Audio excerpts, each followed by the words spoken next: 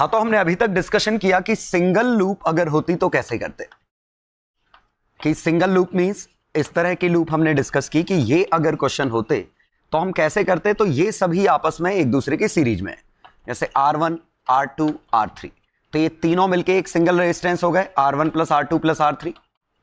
और बैटरीज ये E1 E2 E3, इसकी टेंडेंसी इधर E1 और E2 जुड़ रहे हैं, E3 घट रहा है, तो E1 E2 जुड़ा, E3 घटा, ये और करंट गया ऐसे, और जो करंट उसमें गया वही इसमें गया।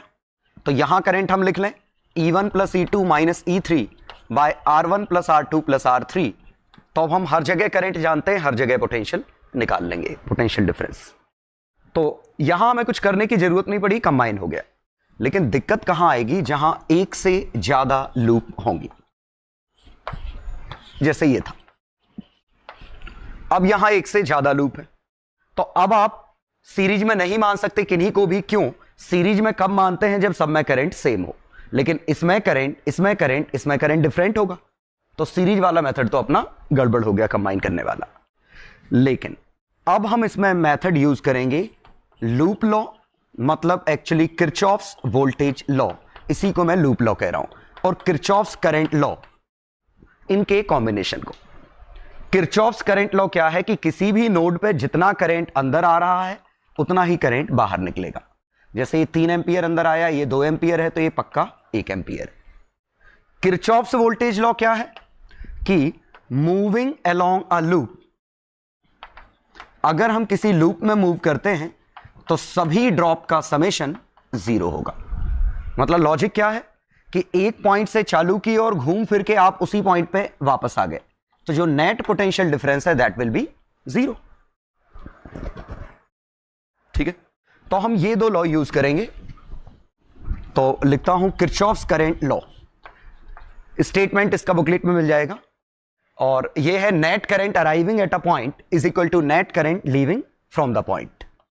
तो एक एग्जांपल से देखें, जैसे यहां से 3 एम्पियर गया, यहां से 2 एम्पियर अंदर आया, यहां से 1 एम्पियर अंदर आया, यहां से 3 एम्पियर बाहर निकला। अब हमें निकालना होता बाकी जगह करंट। तो यहां 3 एम्पियर अंदर आया, यहां 3 एम्पियर, इस नोड पे 3 अंदर आया तो 3 बाहर निकला।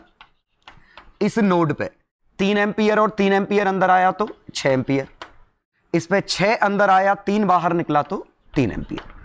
तो सिग्मा आई इक्वल टू 0, ये समझ लो, या sigma I incoming is equal to sigma I outgoing, and this is simply a conservation of charge.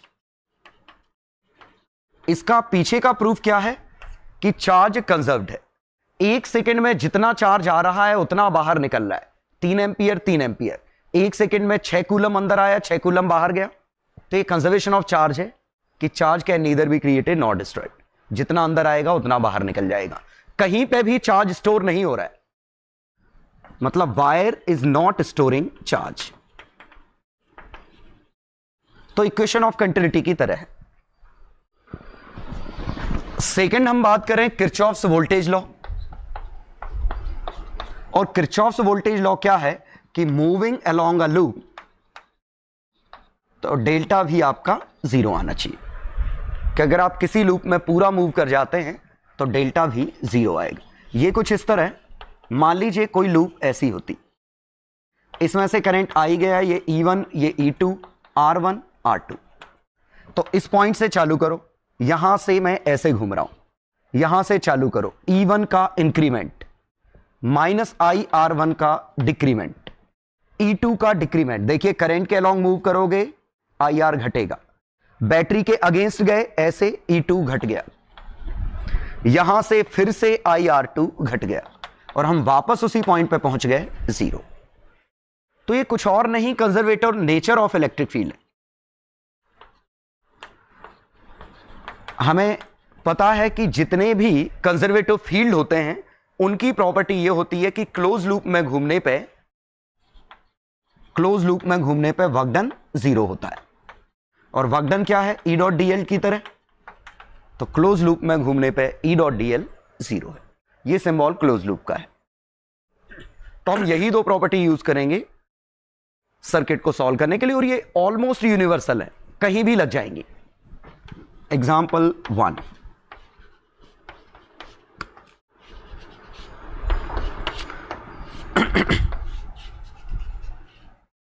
जैसे ये था 6 वोल्ट 3 ओम, 6 ओम 3 वोल्ट और यहां से 6 वोल्ट 2, ये था। अब हमें निकालना होता हर जगह करंट। तो सिंपली ये सिंगल लूप तो है नहीं, एक्चुअली 2 लूप्स हैं।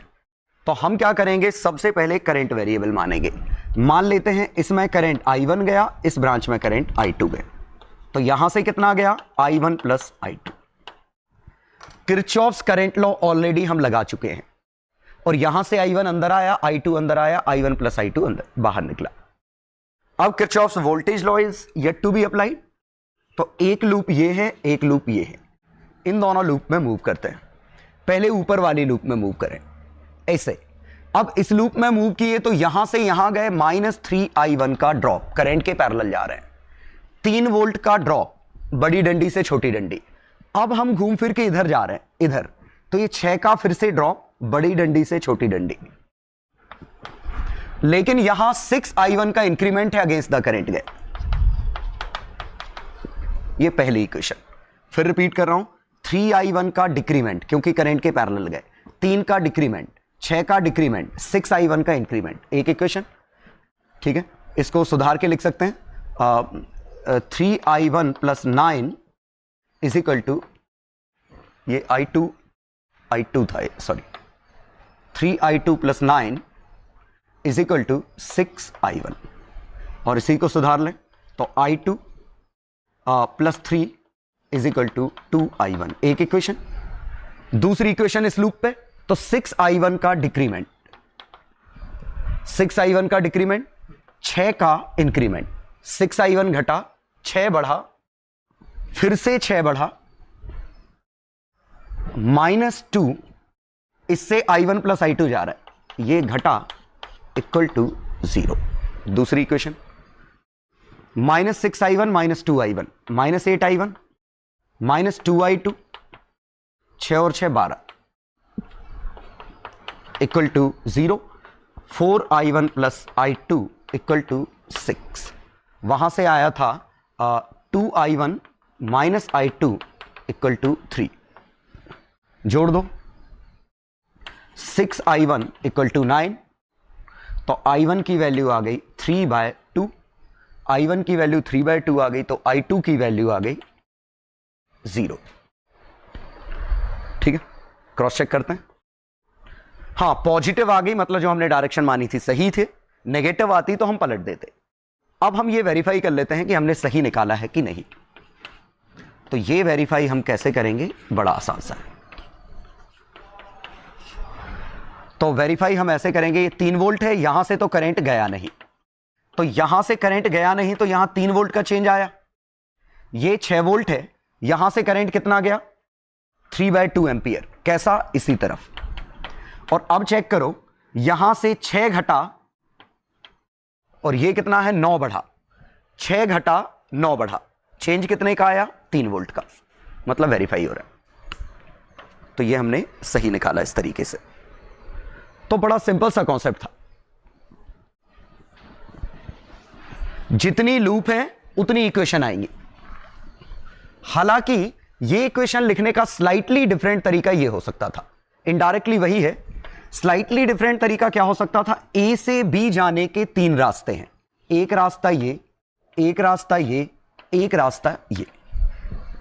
तो ए से बी जाने का पहला रास्ता, तो वी ए से वी बी गए तो चेंज कितने का आया, -3I2 घटा -3, ये चेंज आया। इस रास्ते से गए तो कितना चेंज आया, -6I1 +6। और इस रास्ते से गए तो कितना चेंज आया, +2I1 + I2 -6। और ये तीनों चेंज आपस में बराबर हैं। क्यों, सेम पॉइंट से सेम पॉइंट जा रहे हैं, तो जो चेंज यहां आएगा वही यहां आएगा, वही यहां आएगा, ऑटोमेटिकली इक्वेशन सेम बनेगी। जरा आप इन दो इक्वेशन को कंबाइन करिए, तो ये लिखा था -3I2 -3 + 6I1 -6 = 0। ये लिखा था, और यही इक्वेशन हमारी इस लूप में जाने पे थी, क्योंकि 3i1 का 3i2 का ड्रॉप, 3 का ड्रॉप, 6 का ड्रॉप, 6i1 का इंक्रीमेंट इक्वल टू 0। और बात सही भी है, इस लूप में मूव करना या इसका और इसका बराबर कर देना एक ही चीज है, ठीक है। तो हम कभी कभी ऐसा भी कर सकते हैं कि एक पॉइंट से दूसरे पॉइंट जाने के कई रास्ते होंगे, हर रास्ते पे ड्रॉप निकाल के बराबर कर देंगे, या आप लूप पे, टोटल क्लोज लूप पे 0 कर दो, बात एक ही है, ठीक है। ये काफी हद तक ग्रेविटी जैसा है, से ए से बी गए, बी से सी गए, ये पाथ 1 है, ये पाथ 2 है। तो या तो आप ऐसे कहें कि work done along path 1 is equal to work done along path 2, इस रास्ते जाओ, इस रास्ते जाओ, वर्क डन बराबर है। या आप इसी को ऐसे सोचें, ये W1 है तो ऐसे में ये माइनस W2 होगा, क्योंकि ये W2 है तो ये माइनस W2 होगा, और क्लोज लूप में आंसर 0 है, इक्वेशन विल रिमेन सेम। तो ये वेरिएबल एज्यूम करना बड़ा ही काम की चीज है। एग्जाम्पल 2 देखिए,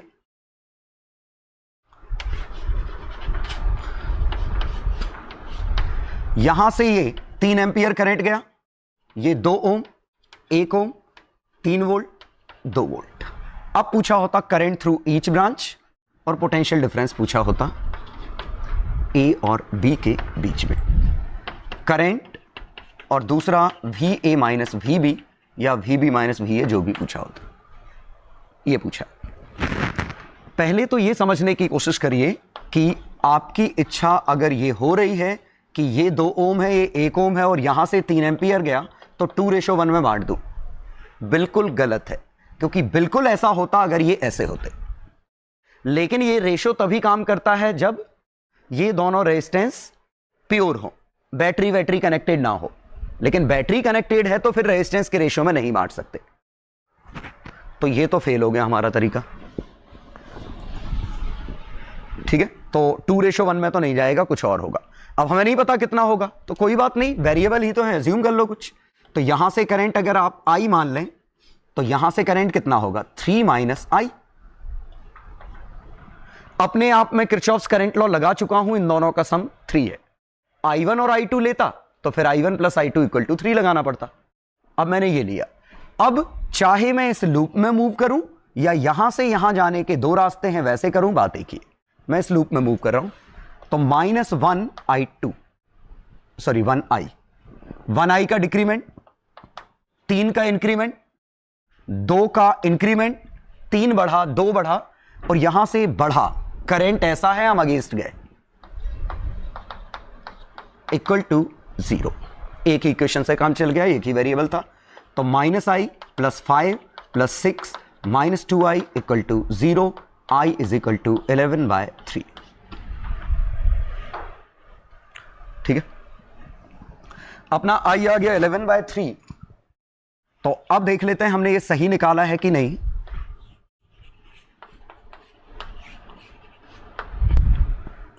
तो यहां से करंट गया 3 एम्पियर, ये आया 11/3 एम्पियर, तो 3 माइनस 11/3, और ये आंसर आया -2/3। इसका मतलब -2/3 मतलब ये 2/3 एम्पियर इधर है। चलो, और यहां वापस से 3 एम्पियर आ जाएगा। अब अगर हमने सही निकाला है तो यहां से यहां जाने पे जो चेंज आएगा कितना आया, 1 ओम। तो यहां से यहां गिरा कितना, यहां से यहां जा रहा हूं, गिरा कितना, -11/3, बढ़ा कितना, 3, तो कितने का चेंज आया, -2/3 का चेंज। यहां से यहां देखते हैं, यहां से यहां गए, बढ़ा, 2 × 2/3, 4/3 बढ़ गया, घटा कितना, -2, कितना आया, -2/3 का चेंज। दोनों जगह चेंज सेम आया, मतलब हमने सही निकाला। और खास बात देखिए, रेशो में बटना तो दूर है, दोनों करंट इस तरफ भी नहीं जा रहे, एक करंट इधर आ गया, ठीक है। तो रेशो वाला काम तभी करेगा जब रेजिस्टेंसेस प्योर होंगे, बैटरी वगैरह आ गई तो काम नहीं कर पाएगा ये। अब I की वैल्यू 11/3 मिल चुकी है, और ये 3 एम्पियर है, I की वैल्यू 11/3 एम्पियर है। अब मुझसे पूछा है, ये 2/3 आ गया। अब हमसे पूछा है VA माइनस VB, तो मैं यहां से चलना चालू करता हूं B से, किसी भी रास्ते से VB से चलूं, यहां जा रहा हूं ऐसे, चाहे इस रास्ते जाऊं चाहे सीधे रास्ते जाऊं, आंसर तो सेम आएगा। ठीक है, चलो नीचे वाले रास्ते ही हो लेता हूं, ये वाला। तो यहां से गए तो इंक्रीमेंट आया कितना, तो VB में इंक्रीमेंट आया 2 × 2/3। IR बढ़ा, 2 घटा, और यहां ये रेजिस्टेंस कुछ दिया होगा, लेट इट बी, पता नहीं मैंने लिखा कि नहीं, 2 ओम मान लेता हूं। तो यहां से ये 2 × 3 का डिक्रीमेंट इक्वल टू VA, बढ़ा घटा घटा, और हम VA पे पहुंच गए। तो ये बना VB -2 × 2/3। तो क्या निकालना है, VA - VB। तो VB उधर भेजो, 4/3 - 2 - 6 is equal to VA - VB। ये आंसर आ गया। तो उम्मीद है समझ में आया होगा कि जितनी लूप्स हैं या जितनी आपकी ब्रांचेस हैं उनमें I1 I2 I3 मान लो, अपने आप सॉल्व करने पे आंसर आ जाएगा। तो ये एक तरह से यूनिवर्सल तरीका है, लगभग हर जगह काम करेगा। मैं एक और एग्जांपल दे रहा हूं, चलो तीसरा एग्जांपल देखिए।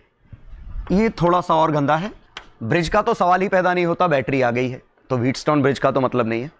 अब ये 6 वोल्ट है, 2 ओम 2 ओम 4 वोल्ट 2 ओम एटसेट्रा कुछ तो भी है। अब हम इसमें करते तो पहले हम क्या करते, वेरिएबल मानते। तो मैंने माना यहां से करंट I1 गया, यहां से करंट I2 गया, तो अंडरस्टूड है यहां से I1 + I2 गया। लेकिन अब ये I1 गया, अब यहां से नया वेरिएबल मानना पड़ेगा। तो यहां से मान लेते हैं I3 गया, तो यहां से I1 - I3। लेकिन यहां से मानना नहीं पड़ेगा, I2 अंदर आ रहा है, I3 अंदर आ रहा है, तो यहां से I2 + I3 गया। तो यहां से कितना आया, इनको जोड़ो, I3 कटना कोइंसिडेंस नहीं है, ये I1 + I2 आना इत्तेफाक नहीं है, आएगा ही। अब हमारे पास 3 वेरिएबल है, I1 I2 I3। तो हमें 3 इक्वेशन चाहिए, एक लूप ये, एक लूप ये, और एक लूप ये। ये लूप कौन सी है, ऐसे। हालांकि आप ये लूप ये बाहर वाली भी मान सकते हैं, आंसर सेम आएगा। कोई भी 3 लूप ले लो, इवन आप चौथी लूप ऐसे लेते, आप कोई भी 3 लूप लो, एक बार ये ली, एक बार ये ली, एक बार ये ली, 3 इंडिपेंडेंट लूप ले लो, आंसर आ जाएगा। तो एक लूप ये, एक लूप ये, एक लूप ये। अब मैं तीनों में मूव करता हूं। पहली लूप में यहां से यहां गए, क्या कोई चेंज आया, नहीं, रेजिस्टेंस ही नहीं है। यहां इस लूप की बात कर रहा हूं, 0, यहां से डिक्रीमेंट इंक्रीमेंट, तो 0 डिक्रीमेंट कितने का आया, -2I3, इंक्रीमेंट कितने का आया, 2I2 इक्वल टू 0। ये तो बड़ी अच्छी बात बन गई, I2 ही I3 है।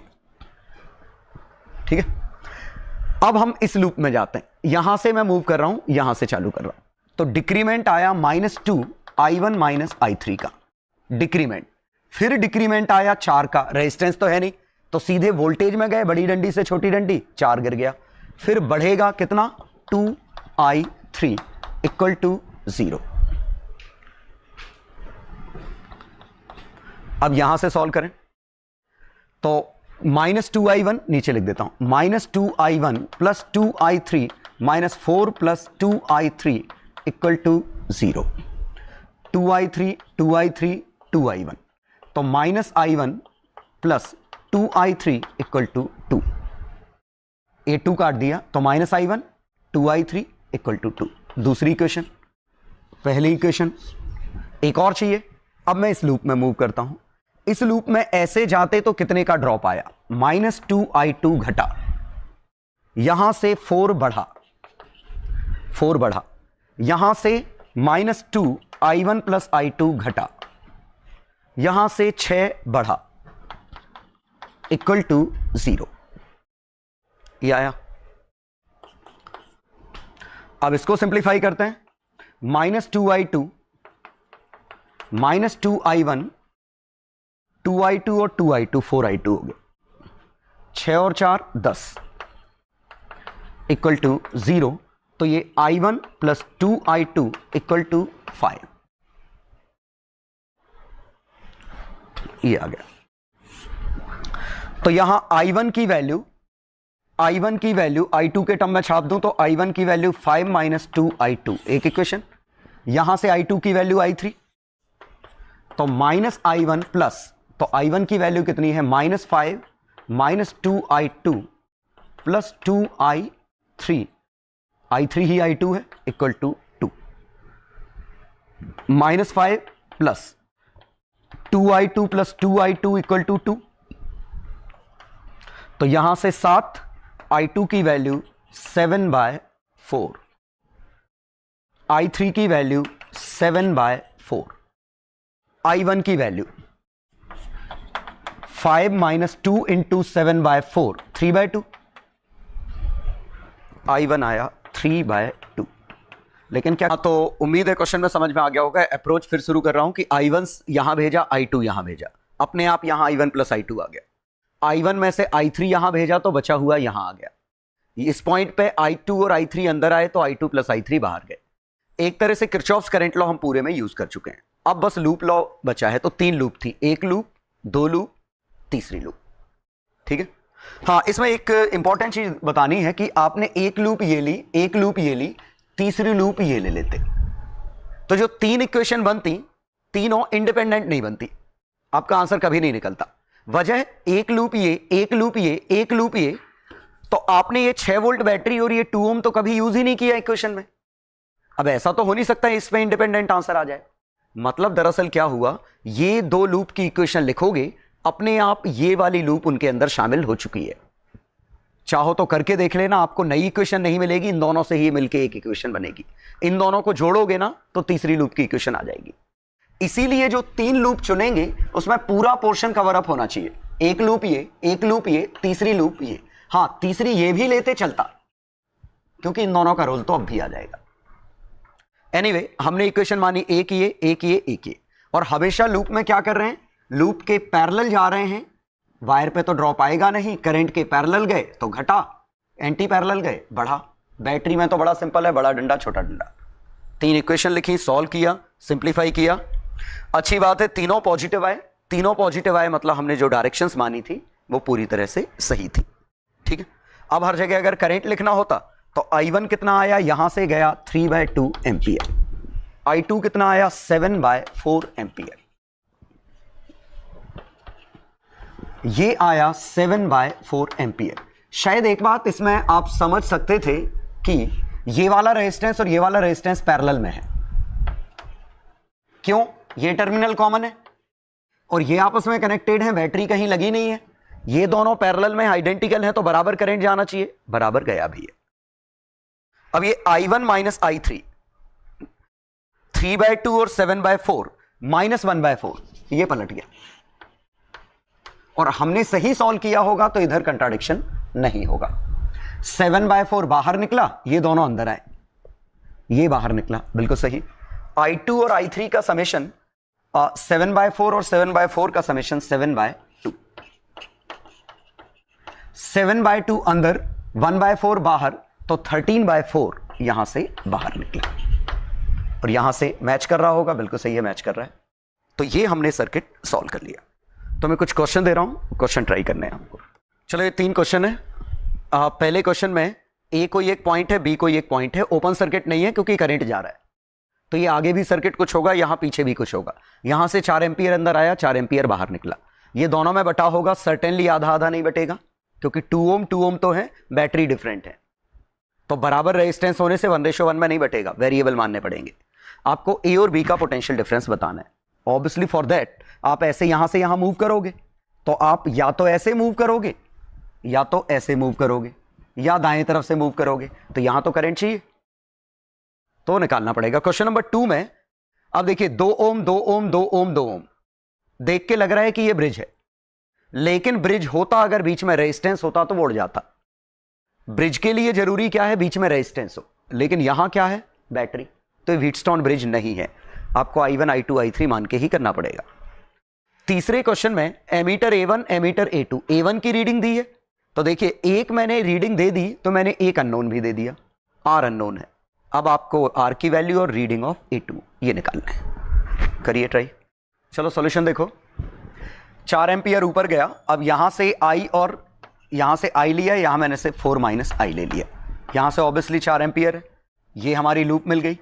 अब इस लूप पे यहां से चलते हैं, -2I का डिक्रीमेंट, 6 का इंक्रीमेंट, यहां से आते हैं, तो यहां से आते तो अगेंस्ट मूव कर रहे हैं, तो प्लस 2 इंटू 4 माइनस आई इंक्रीमेंट, यहां से 2 का इंक्रीमेंट इक्वल टू 0। ठीक है, -2i -2i -4i, 8 और 2 10 और से 16, तो i is equal to 16/4, -2i -2i -4i, 8 और 2 10 और 6 16, i इक्वल टू 4 एम्पियर, दूसरे से 0 एम्पियर। क्रॉस चेक कर लेते हैं। तो हमारा आया ये 4 एम्पियर, हमारा यहां से तो करंट आया ही नहीं, 0 एम्पियर। चेक करते हैं। तो यहां से मूव करते तो 8 घटता 6 बढ़ता, 8 घटता 6 बढ़ता, मतलब 2 घटता, यहां से 2 घटता और कुछ नहीं बढ़ता, दोनों तरफ से 2 ही घट रहा है, इसका मतलब इक्वेशन तो सही है। हां, अब हमें VA माइनस VB निकालना है, E और B का डिफरेंस।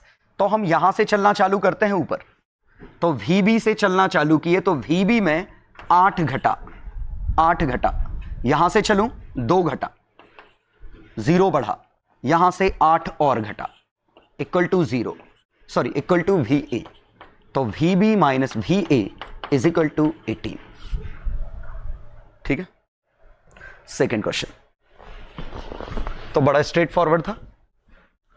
सेकेंड क्वेश्चन में अब यहां देखिएगा, यहां से करंट अगर मैंने I1 माना, यहां से करंट I2 माना, तो यहां से I1 प्लस I2 गया, I1 माना तो यहां फिर मानना पड़ेगा I3, यहां से I1 माइनस I3, यहां से I2, तो यहां से I2 प्लस I3, यहां से जोड़ो I1 प्लस I2, सही बात है। अब एक लूप हमने ये ली, एक लूप ये ली, एक लूप ये ली। देखते हैं, पहली लूप में -2i1 का डिक्रीमेंट घटा, 2 बढ़ा, यहां से +2i2, देखिए 2i1 घटा, यहां सिर्फ वोल्टेज है, 2 बढ़ा, यहां अगेंस्ट गए तो 2i2 बढ़ा, इक्वल टू 0, 2 काट दो, तो यहां से I1 minus I2 equal to 1, एक इक्वेशन। इस लूप में जाते तो यहां से डिक्रीमेंट आता, -2i1 माइनस I3 घटा, यहां से बढ़ा, I2 प्लस I3 बढ़ गया, यहां से 2 घट गया, इक्वल टू 0, फिर से 2 काट दो, तो -i1 plus I3 minus I1 plus I3 plus I2 plus I3 equal to 1। कुछ कट रहा है, कुछ नहीं हो रहा है, तो -i1 plus 2i plus I2 plus 2i3 equal to 1, second equation. चलो थर्ड इक्वेशन इस लूप में, नीचे वाली लूप में, तो नीचे वाली लूप में 2i2 घटा,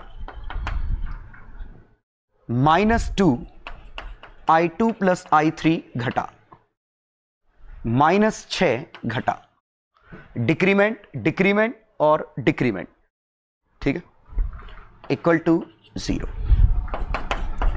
तो यहां से आया I2 और I2, 2 से 2 काट दो, ये 3 बनेगा, I2 और I2 कितना बनेगा, 2i2 माइनस का, यहां से I3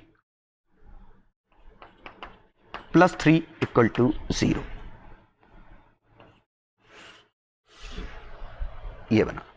अब ये 3 इक्वेशन, 3 वेरिएबल हमें सॉल्व करने हैं, करते हैं। I1 की वैल्यू तो यहां से एलिमिनेट कुछ हो रहा है, I2 और I3, I2 प्लस 2i3, यहां से I1 की वैल्यू 1 प्लस I2, I1 की वैल्यू 1 प्लस I2 इसमें छाप दूं, तो कट ही गया। I1 माइनस I2 की वैल्यू 1 है, I1 माइनस I2 की वैल्यू 1 है, I3 की वैल्यू आ गई 1, I1 माइनस I2 की वैल्यू 1, मतलब यहां -1 और 1 2, I3 की वैल्यू आ गई 1, I3 की वैल्यू 1 आ गई, तो I2 की वैल्यू आ गई -2, कुछ गड़बड़ सा लग रहा है, I3 की वैल्यू आ गई 1, I2 की वैल्यू आ गई -2, तो I1 की वैल्यू आ गई, I2 की वैल्यू -2 इसमें छापो, तो -1। क्रॉस चेक करता हूं, अभी पता चल जाएगा अगर हमने कुछ गड़बड़ किया होगा तो, जगह बची नहीं,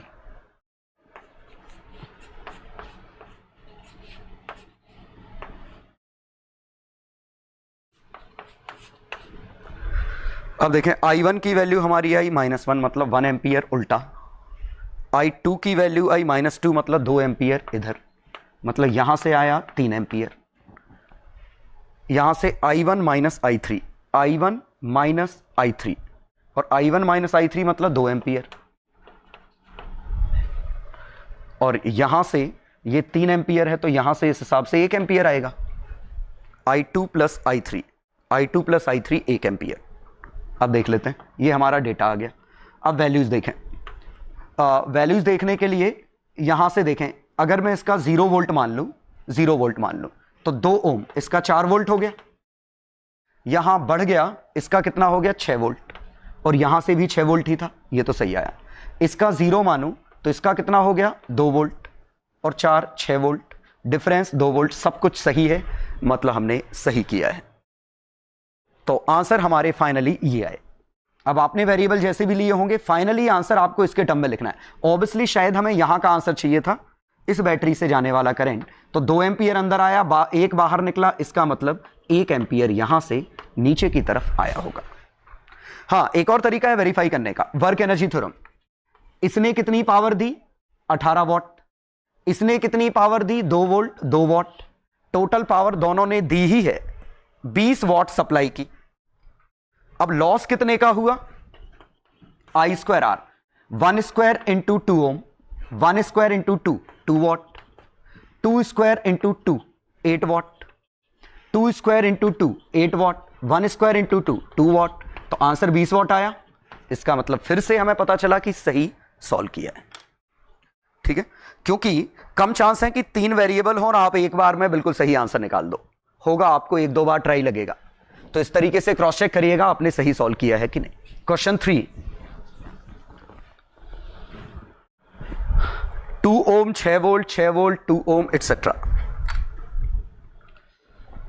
तो इसमें ऊपर से हमें करंट दे रखा है और हां रीड्स 2 एम्पियर और यह भी बताया है लेफ्ट टू राइट, तो 2 एम्पियर इसका ऐसा है, ये R है। अब हमें बाकी नहीं पता, तो हमें पूछा है इसकी रीडिंग क्या है, तो हमने ये I माना, तो यहां से कितना आया I+2, और अंडरस्टूड है इसकी रीडिंग ही I+2 है। कुछ ना दिया हो तो सभी डिवाइसेस आइडियल मानिएगा।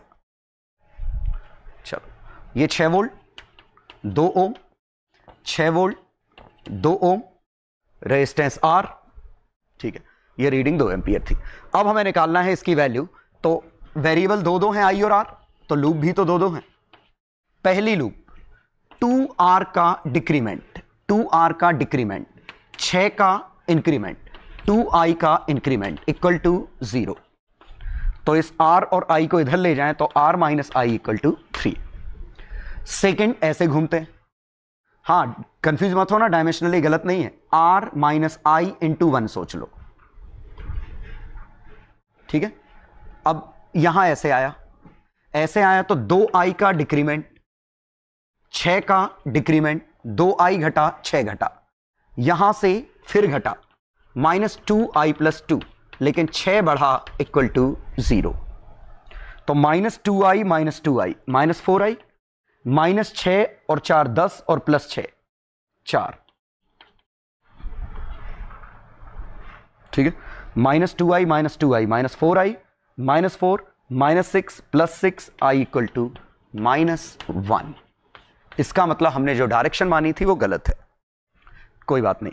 I की वैल्यू -1 छापो तो रेजिस्टेंस कितना आ गया 2।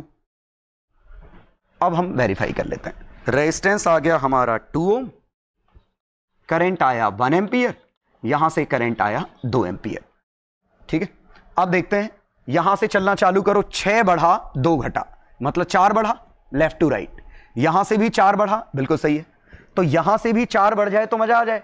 तो यहां से करंट कितना आया 2 गया 1 अंदर, इसका मतलब 1 एम्पियर यहां से, 1 एम्पियर यहां से, तो 2 घटा 4 बढ़ा 6 बढ़ा, 4 यहां से बढ़ा, 4 यहां से बढ़ा, 4 वहां से बढ़ा, मतलब हमने सब कुछ सही सॉल्व किया है। 2 ओम, A2 की रीडिंग 1 एम्पियर। ये